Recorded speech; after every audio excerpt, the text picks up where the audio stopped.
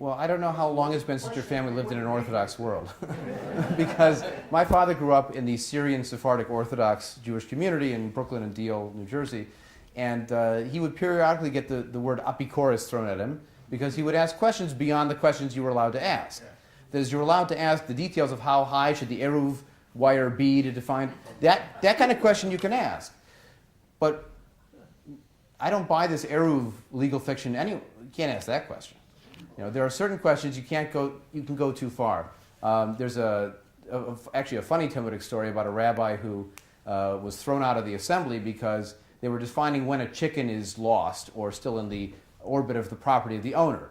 And they decided that about 50 cubits out, it's lost. If it's beyond that, it's lost. If it's in the inside, it's property. And so this rabbi said, what if it has 1 foot on one side of the line, 1 foot?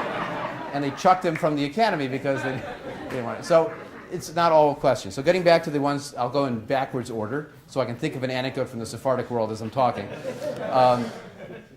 So the secular Jewish perspective as a minority strain through Jewish life.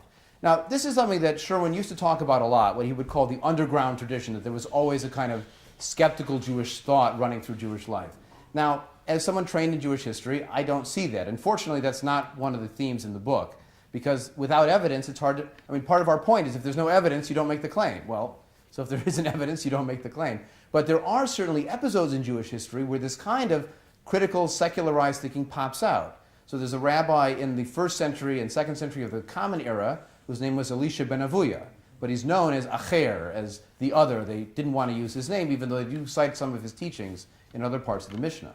There's a lot of bad stories about how he killed Talmudic students and how he reported on the Jews to the Romans, but there's also stories where he knew his stuff, but he chose not to follow it. He was the quintessential apikoros, who was not an Am Haaretz. He was not someone who didn't know anything. He knew what he didn't believe. He shows up in the 2nd century. You have a character named Chiwi al-Balchi, who shows up in the middle of Central Asia, who writes a book cataloging 100 errors of the Bible.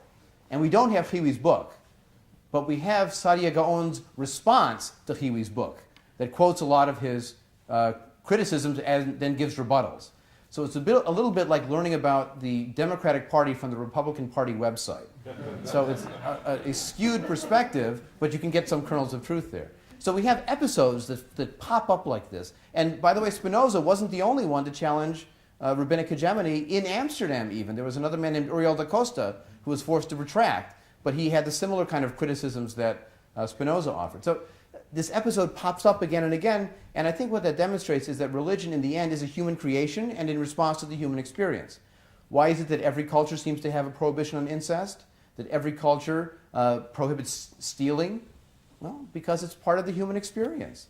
Why is it that those are problematic? Because people found that society works better if we follow those kind of norms. You know, this is a function of how people work, how the brain works, how society works.